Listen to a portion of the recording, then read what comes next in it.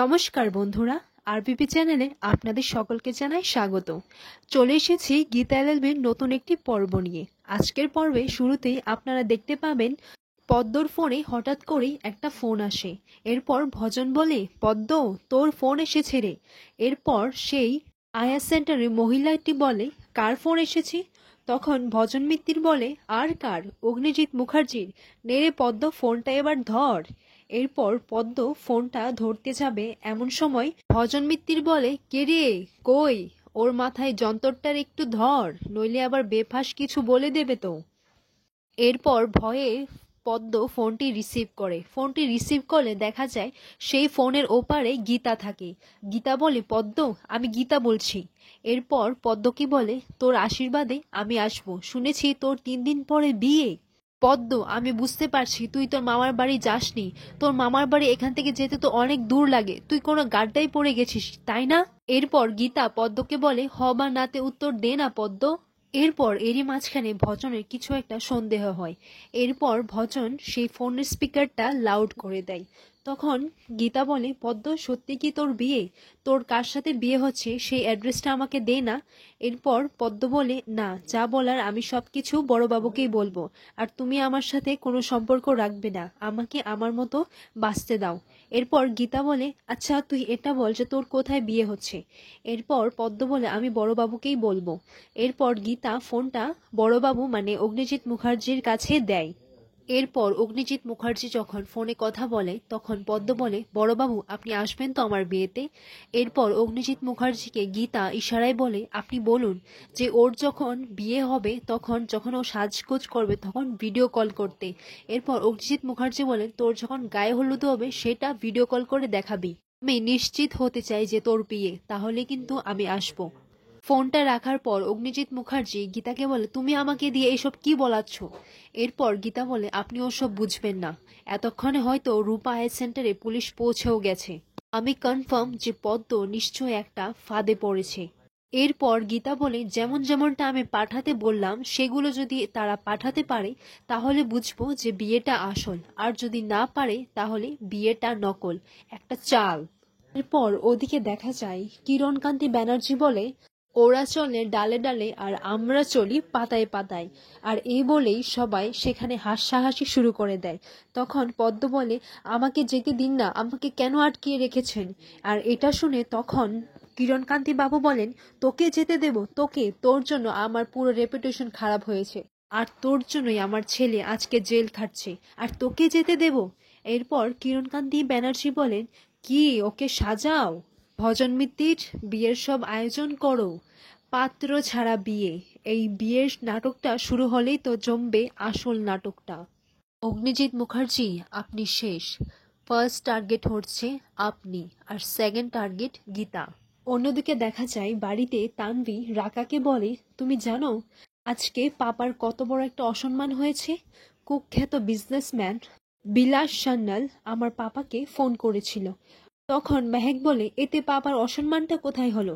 এরপর তানভি বলে, এখানেই তো অসম্মান হয়েছে। পাপার ফোনে ফোন করে বলেছে যে গীতাকে উনি নাকি ওনার কেসের জন্য অ্যাপয়েন্ট করবে, উনি নাকি পাপার থেকেও বেশি গীতাকে টাকা দেবে। গীতাকে দিয়ে কেসটা লড়াবার জন্য উনি যে কোনো অ্যামাউন্ট পে করতে রাজি আছেন। এটা কি পাপার অসম্মান নয়? এর থেকে তো ভালো যদি বাড়ি এসে জুতো পেটো দিয়ে যেত। এমন সময় গিন্নি এসে বলে, নিজের বাবার সম্বন্ধে এরকম বলতে নেই, তোমার তো দেখছি এইটুকু শিক্ষা পর্যন্ত নেই। এরপর তানভি বলে, ওই যে আরেকজন এসে গেছে, এতদিন তো বোনের সাথে বাঘে তুলেছিলি, আর এখন তো এত মিল, কি ব্যাপার তোমাদের? এরপর জয়শ্রী বলে, এতদিন তো ওরা তককে তককে ছিল যাতে কোনো রকম ভাবে একটা কেস জিতে যায়, আর এখন একটা কেস জিতে গেছে, বাস কেল্লাফাতে। এরপর মেহেক তানভিকে বলে, তুই এরকম ভাবে বলছিস কেন? গীতা বৌদি তো খুব ভালো। গীতা বৌদি যদি না থাকতো তাহলে আমাদের পরিবারটা এইভাবে শেষ হয়ে যেত। এরপর তানভি বলে, চুপ, একদম চুপ, এখানে বেশি বড় পাকামো করতে এসো না, ঠিক আছে?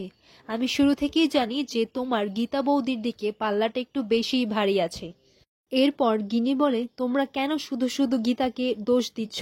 ও তো পুরো সংসারটা সামলাচ্ছে, শ্বশুর শাশুড়ির জন্য ও রান্না করেছে, কোর্টও সামলাচ্ছে, আর কিছুক্ষণ আগেই তো দেখলাম শ্বশুর মশাইকে গীতা কোর্টে পাঠিয়েছে। তখন জয়শ্রী বলে, হ্যাঁ, ও তো পাঠাবেই, যেন কোর্টে গিয়ে দাদার অসম্মান হয়। এখন দাদা যদি কোর্টে যায় তাহলে ওনার পিছনে আর জুনিয়র ঘোরাঘুরি করবে না। এরপর গিনি বলে, আপনারা কেন শুধু শুধু তানভীর মাথায় আমার বোনের নামে বিদ্বেষ দিচ্ছেন? আমার বোন তো কোনো অন্যায় করেনি, যা করেছে ও ঠিকই করেছে। আর যদি কেউ অন্যায় করে থাকে তাহলে সেটা হলো আমি।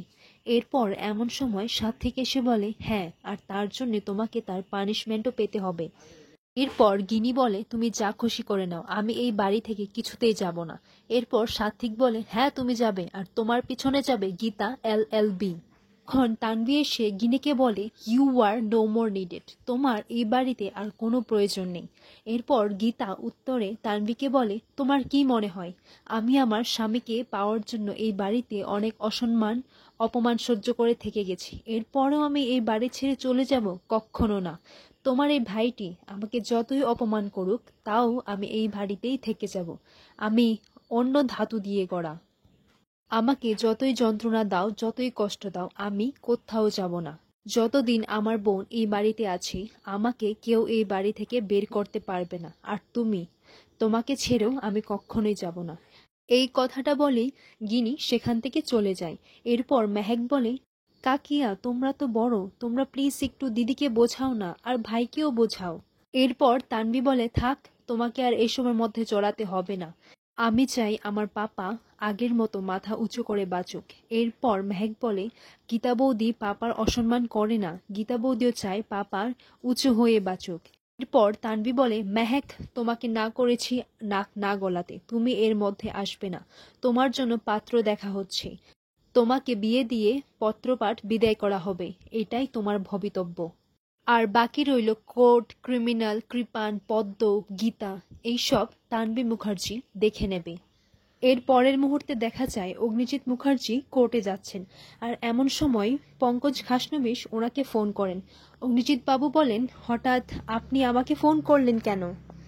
এরপর বড়বাবু বলেন, আসলে আমি এটাই জানতে চেয়েছিলাম যে পদ্ম তো আপনার সাথে ফোনে কথা বলেছে, সে তার বিয়ের বিষয় নিয়ে আপনাকে ঠিক কি বলেছে? না মানে আপনাকে তো নিমন্ত্রণ জানিয়েছে। এরপর অগ্নিজিৎ মুখার্জি বলেন, হ্যাঁ, কিন্তু এখানে পুলিশের হস্তক্ষেপ কেন? এরপর বড়বাবু এটা বলেন, না আসলে আপনার পুত্রবধূর সন্দেহ হচ্ছে। এরপর অগ্নিজিৎ মুখার্জি বলেন, এই শুনুন, আমি কোনো দুগ্ধপোষ্য শিশু নই, আমাকে ভাসানো এত সহজ না। I hope you understand that. এরপর বড়বাবু বলেন, না মানে একবার অগ্নিকণা যখন সন্দেহ করেছে তার মানে। তখনই অগ্নিজিৎ মুখার্জি বলেন, শুনুন, আমাকে পদ্ম ইনভাইট করেছে আর আমি বিয়ের রাতে গিয়ে ওকে গিফটটা দিয়ে চলে আসব। এর পরের মুহূর্তে দেখা যায় ভজন পদ্মকে সব বিয়ের গয়নাগাটি দিয়ে দেয়। ওকে বলে, নে এবার তৈরি হয়ে নে, তোর বড়বাবু আসবে তোর বিয়েতে গয়নাগাটি নিয়ে, শাড়ি নিয়ে, আর এসেই দেখবে বিয়ের কোণে একেবারে। তখন ভজন থেমে যায়। এরপর পদ্ম বলে, কি বলতে চাইছিলেন, বিয়ের কোণে কি বলুন? তখন ওই আয়া সেন্টারে মহিলাটি এসে বলে, এই চুপ কর, এখানের কাজ তাড়াতাড়ি সেরেই তোকে নিয়ে একটা সল্ট লেকের বাড়িতে চলে যাব, ওখানে তোকে 20,000 টাকা দেবে, আর ওই বাড়িতেই তোকে আমি রেখে আসবো। এরপর পদ্ম বলে, আমি উকিল দিদিমণির কাছে যাব, বড়বাবুর কাছে যাব। ভজন বলে, চুপ, উকিল দিদিমণির কাছে যাব, বড়বাবু, তোর এই জ্ঞান জ্ঞান বন্ধ কর, তুই চুপ করে যেটা বলছিস সেটাই করবি। এরপর সেখানে কিরণকান্তি ব্যানার্জি এসে বলেন, একটা ইন্টারেস্টিং খবর আছে। এরপর ভজন বলে, কি? কিরণকান্তি ব্যানার্জি বলেন, অগ্নিজিৎ মুখার্জির চাইতেও গীতাকে বিলাসবাবু তার কেসটা লড়ার জন্য হাই পেমেন্ট করতে চাইছেন। ওনার কেসটা লড়ার জন্য উনি গীতাকে যে কোনো মূল্য দিতে রাজি আছেন। এরপর তিনি ভজনকে বলেন, এটাই সঠিক সময়, লোহা গরম আছে, হাতুড়িটা মেরে দাও। অগ্নিজিৎ মুখার্জি আর যাই সহ্য করুক না কেন, ওর ইগো হার্ট হোক, সেটাও সহ্য করতে পারে না। তখন ভজন বলে, এসব করে লাভ নেই, যা হবার পদ্মর বিয়ের রাতেই হবে। পদ্মরানীর বিয়ে টোপর মাথায় দিয়ে এবার শেষ চালটা চালবো, শেষ চাল, যেটাতেই অগ্নিজিৎ মুখার্জি আর গীতা দুজনই একেবারে খালাস।